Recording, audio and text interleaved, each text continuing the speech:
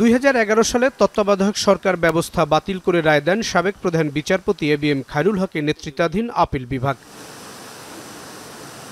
এই রায় ঘোষণার সময় বলা হয়েছিল দুটি নির্বাচন তত্ত্বাবধায়ক সরকারের অধীনে করা যেতে পারে, কিন্তু পূর্ণাঙ্গ রায়ে সেই অংশ বাতিল করা হয়।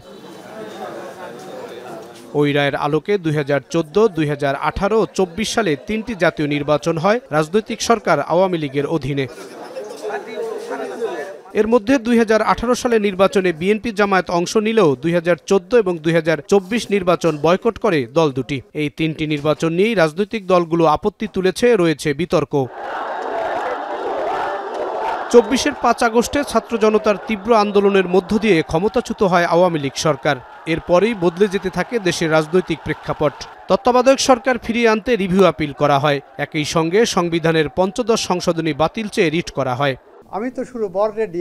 গত 2 সপ্তাহ ধরে তত্ত্বাবধায়ক সরকার ফিরিয়ে আনতে করা আপিলের শুনানি শুরু হয়। বুধবার 8ম দিনের শুনানিতে অংশ নেন রাষ্ট্রের সর্বোচ্চ আইন কর্মকর্তা।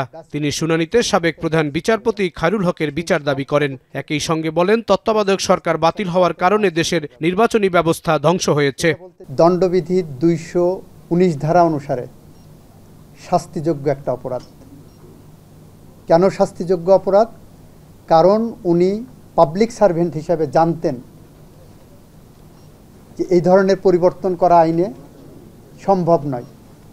তারপরে উনি সেইটা করে ম্যালিশাসলি করে এই যে এত বছর ধরে মানুষ তার ভোটাধিকার থেকে বঞ্চিত হয়েছেন, এতগুলো মানুষ খুন হয়েছেন, এতগুলো মানুষ গুম হয়েছেন, প্রায় 70 লক্ষের মতো মানুষ মিথ্যা গায়েবী মামলার আসামি হয়েছেন। আমি বলেছি সেই কারণে এটা 219 ধারার একটা দণ্ডবিধির অপরাধ হিসেবে গণ্য হবে। তত্ত্বাবধায়ক সরকার ব্যবস্থা মূল সংবিধানের সঙ্গে সাংঘর্ষিক না। গণতন্ত্রের প্রয়োজনে তত্ত্বাবধায়ক সরকার বহাল করতে হবে। আমরা মনে করি ওই রায় থাকা উচিত নয়। ম্যালিশাসলি বলেছি, রাজনৈতিক উদ্দেশ্য প্রণোদিতভাবে রায়টা লেখা হয়েছে কোনো একটি বিশেষ পার্টিকে সুবিধা দেওয়ার জন্য। সুতরাং গণতন্ত্র যদি আমার বেসিক স্ট্রাকচার হয়, সেই গণতন্ত্রকে শানিত করার জন্য, ঋদ্ধ করার জন্য, উন্নত করার জন্য, সংরক্ষণ করার জন্য, সমৃদ্ধ করার জন্য যে কোনো পদক্ষেপই এটা বেসিক স্ট্রাকচারের সাথে মার্চ করবে এবং সেই অনুসারেই খায়রুল হকের জাজমেন্ট রং ইন্টারপ্রিটেশন, রং থিওরির উপর লেখা।